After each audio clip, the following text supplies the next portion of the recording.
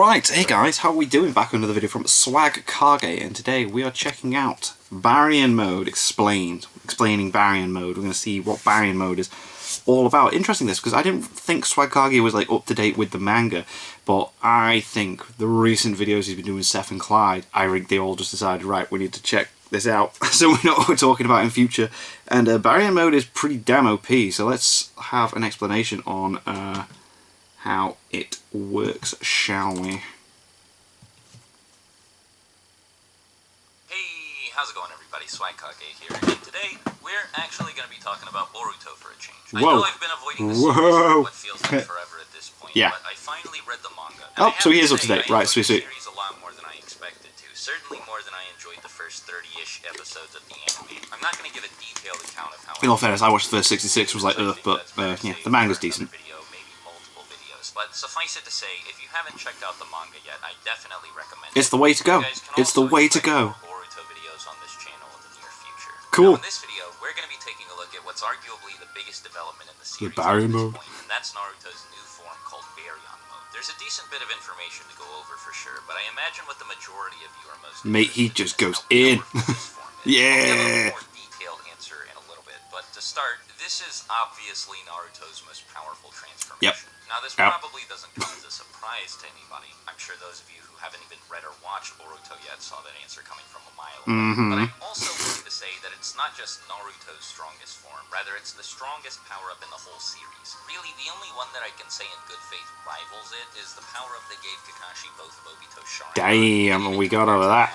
Baryon mode is still a way bigger jump. Now, before we get into any more specifics, like I was saying earlier, even though I'm really late, I'm glad that I finally caught up on the Boruto manga. So like I was saying earlier, Baryon mode is obviously a massive power-up. Yeah, it's huge. That's a huge. most of you probably already knew that. The real question is, what does that mean? Yeah, what is it? What is it? We aren't given an exact numerical value like we are with Choji's Red Jawbreaker, or even a rough numerical value like we are with the 8 Gates, but the series provides more than enough statements and context to make a ballpark estimate feasible. Let's start with our biggest and most obvious clue, Naruto's fight against Ishiki. By just watching or reading the fight, it's pretty easy to gather that Naruto is the stronger of the two here once he's transformed. Boom. This is clearly demonstrated to us through the fight itself and stated or implied by multiple characters present there. In the anime, the gap between them is a lot more apparent, and it's quite a bit more significant, but the well, the visuals are there, aren't they? Like, it's, yeah. Regardless of the source we look at, Naruto is stronger than Ishiki, and by a notable, albeit unquantifiable amount. It's admittedly pretty hard to say exactly how much stronger Naruto is, but the difference is substantial enough that it becomes apparent to both Sasuke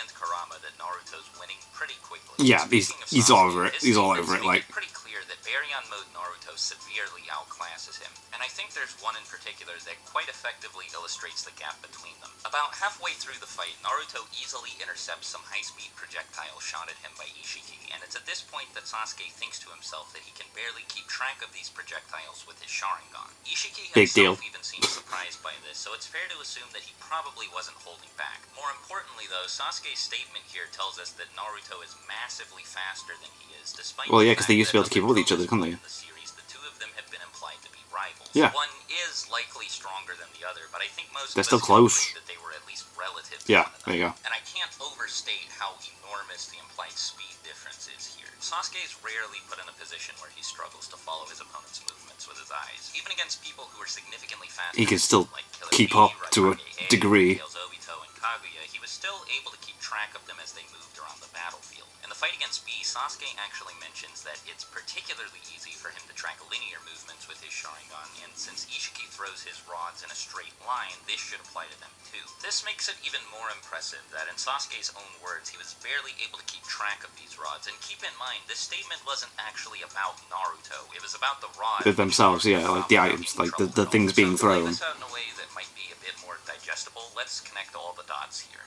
There's Naruto. There's Ishiki's rods. Well, then there's... Sasuke. I'm getting there. There's Ishiki. Sasuke's Sharingan. There's Jigen. And then there's Sasuke. That's messed up. Speaking of Jigen, he's actually a pretty good point of reference for determining how much stronger Naruto got when he entered Baryon mode. As most of you probably remember, Naruto and Sasuke didn't just struggle against Ishiki, they also had a hard time in their fight against Jigen. Yes. It would probably be more accurate to say that Jigen soundly defeated both of them. Saying they had a hard time is putting it pretty likely. Relatively speaking, the gap in power between Jigen and Naruto and Sasuke was at least as big as it was when their war art counterparts fought Kaguya. They definitely didn't struggle like they did against Jigen when they fought Madara or even Ten Tails Obito. At least not when they started fighting Obito with the majestic attire Susanoo anyway. But comparisons aside, the point is that Jigen was totally out of their league, on a different level than both of them. I've seen a lot of people claim that Naruto and Sasuke were sort of relative to him, that they were kind of keeping up with him, but I just don't agree. Don't see that. Don't see that at all, yeah. That they were severely outclassed is supported by multiple statements in the manga. Kashin Koji considers Naruto defeating Jigen an outright impossibility and thinks that Sasuke teaming up with him would barely improve his chances. Yeah. Sasuke himself tells Boruto that he and Naruto couldn't even make a dent against Jigen, and if you take these statements seriously, they frame Jigen as somebody who, like I was saying, is at a totally different level of power than Naruto and Sasuke are. Now, establishing all of this is important because obviously Ishiki is much more powerful than Jigen. Yeah. I think that the difference between the two of them shouldn't be understated either. Before we ever actually see Ishiki in the flesh, Amado talks about him like his power dwarfs that of the Ishiki-controlled Jigen. And this is supported when Kashin Koji fights Ishiki and describes his power as being on a completely different level than it was when he was Jigen. So if we take these statements from Kashin Koji and Amado seriously, then we can easily place Ishiki like at least 2 whole tiers of power above Naruto and Sasuke. If you don't want to take their word for it, it's still clearly implied by multiple statements from other characters that Ishiki is significantly more powerful. Yeah, he's definitely up there. And Kurama even describes Ishiki's power as otherworldly. And like I mentioned earlier, Naruto wasn't just matching Ishiki in Baryon mode. Nope, The two of them he was were. all over him. Naruto was stronger than him and he was winning the fight. The fight was so one-sided that you might be able to argue that the same way I said Jigen was a tier above Naruto and Sasuke and Ishiki was a tier above that Baryon mode Naruto might be a tier above Ishiki in power. Though of course that's a little hard to say for sure, especially considering the form's very strict time limit. Yeah, it's such a shame. Strong or not, it's clear that Baryon mode propelled Naruto into a whole new realm of power. So the sick. jump from 6-path Sage mode to Baryon mode was almost, if not just as massive as the jump from KCM2 to 6-path Sage mode was. I mentioned the form's time limit just a second ago, by the way, and I think that now would be a good time to segue into its finer mechanics and how it works, rather than just how strong it is. Sweet. I'll start with something that isn't expressly stated, and that's the form's namesake. So, in real-world physics, baryons are a type of subatomic particle, distinguished by the fact that they all have an odd number of quarks. Since they're a subclass of hadron particles, and all hadron particles have at least 2 quarks, that means all baryons have to have at least 3, which makes them particularly heavy. The baryon particle isn't just a subclass of the hadron particle, though. It is also a subclass of the fermion particle. Of course, Picture a yes, diagram right. in your head, and at the overlap between hadrons and fermions exists baryon particles. The most famous kind of baryon particles are protons, which carry a positive charge, and neutrons, which don't carry any charge. Okay, Protons and right. neutrons colliding and combining together is also the basis for any nuclear fusion reaction, the process that powers many nuclear reactors and also produces the energy released by the sun.